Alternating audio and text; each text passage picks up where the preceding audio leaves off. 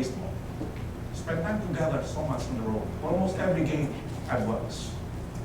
We come home late at night. Spend a lot of time with my daughter. Driving her competitive track and field. Sitting on the phone, watching her train.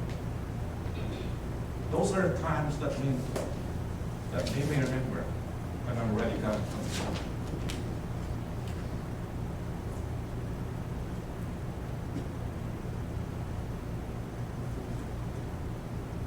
Fathers, you're not your children's world. Your presence is very important. Sorry I get so emotional there. Because I lost my dad at an early age. I was in grade 3. And then I have memories with him, fun memories. And then the last one here,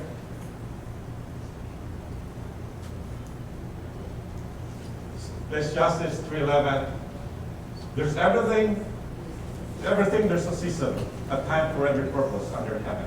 Everything has a season. The importance of time in our life. The importance of father's training. As Christian fathers, we must understand the importance of the spiritual guidance and responsibility to our children. Training means we should be a model in their life. At times we make mistakes, but that's okay. Nobody's perfect. But as long as we admit those mistakes, our family will get together. The spiritual training starts from home.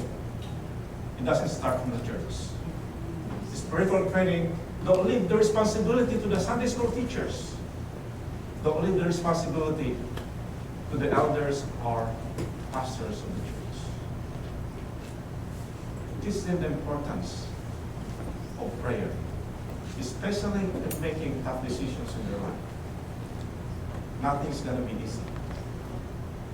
But the Lord said, trust and believe.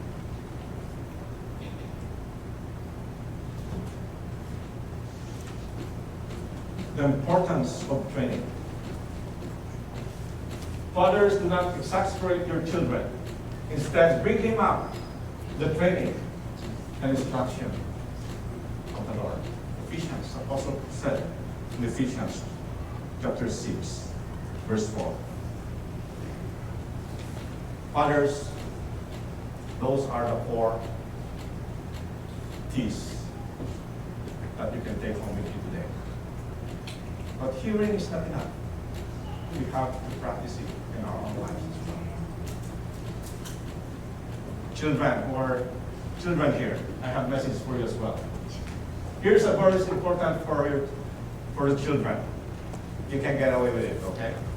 Fathers already have their chance to hear the word of God. The wisest man in the Bible, who is that?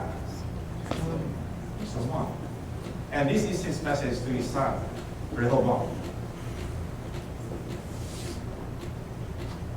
My son, do not forget my teaching, but let your heart keep my commandments.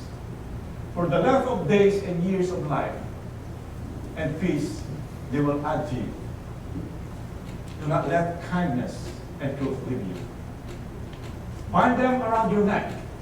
Write them a tablet of your heart, so you will feel favor and good repute in the sight of God and man. You know, the book of Proverbs comes with 3 patterns all the time. Most of the time, I should say. The first one is the instruction, the promise, and the reminder. If you look at the book of Proverbs, usually that's the pattern. So what's the instruction here or the command? Do not forget the teaching. Right?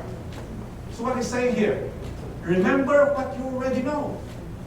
What has been told to you. What the things that have been said or what you've witnessed. He's saying this, do not forget. Meaning to say, you already know these things, but do not neglect it. Remember it so that you may have long life and have peace. Saying that, remember, do not forget the things that we already know. It says in the Bible. Same thing from the message from our Heavenly Father. We should remember His commands, His words in the Bible. And to our earthly Father, we should listen to them as well.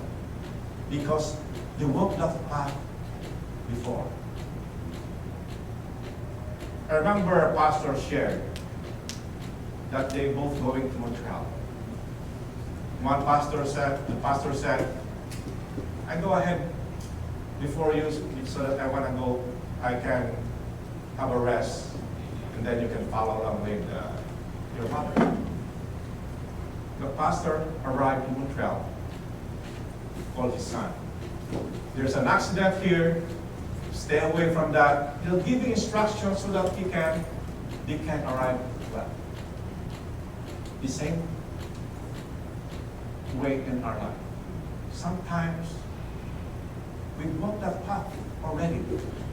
We're telling them to avoid some such things so that they can arrive safely, so that they will remember. And here, he said, son, do not forget my teaching, the things that are already given and said to him. The same way from the Father's word. Do not forget the godly teaching, which is the word of God in the Bible.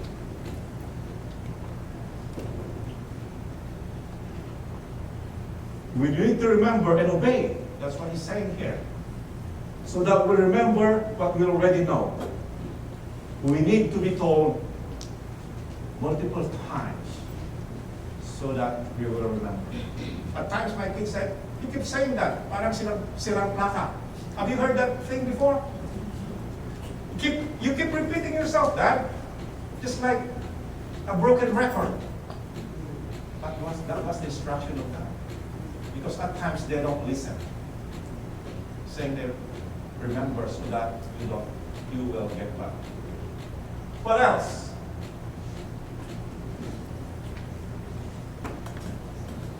Solomon says, we do not to forget, but let our heart keep the commandments.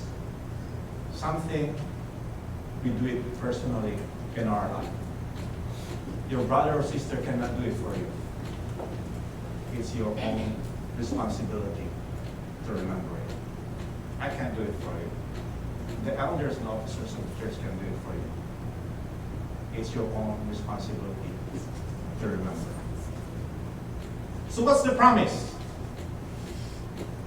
So that we have left in our days and years in life. Those of us who hear and obey God will be blessed with long life and peace. And peace will add unto you. Not only peace with God, peace within ourselves, and peace with each other. So there's peace when you're obeyed. And remember what has been called to you. Peace with each other, peace with God, and peace within yourself. And what else? A reminder.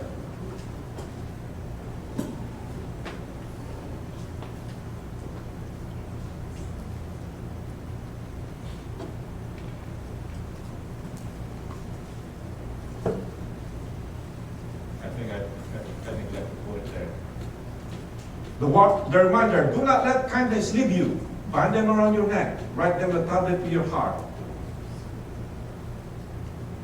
It said here that Solomon says in verse 4, will find favor and good repute in the sight of God and in the sight of man. Brothers and sisters, do we listen to the instruction? we release him to the reminder. Or we just ignore it and press on with our daily things in life. It's the choice that you have to make in your life. Whether you listen or not. But it was there. It's our lesson today for our children. And let's end with this. Fathers, we should not underestimate the importance of fathers' appropriate and meaningful tasks in our children's life. Our presence, not presence, and training into our children's life. Children, obedience brings great rewards, like promise, the instruction, and a warning or reminder. May we live. May we all live according to God's word, fathers and children's life. And I hope that the message you heard this morning inspire us to become a world champion, just like the Raptors, in our family, and our children, and to those around us. Let's just pray. Dear God, Heavenly Father, we thank you, O Lord, for the message that we've heard this morning. Instill in our hearts so that we walk the life you want us to walk on. Thank you, O Lord, for the opportunity to share your word, and we will live according to your plan. In Jesus' name we pray, with thanksgiving in our hearts.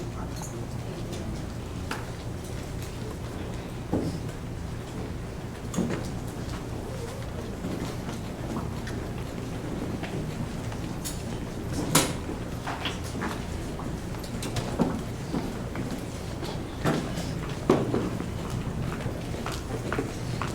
Thank you so much for the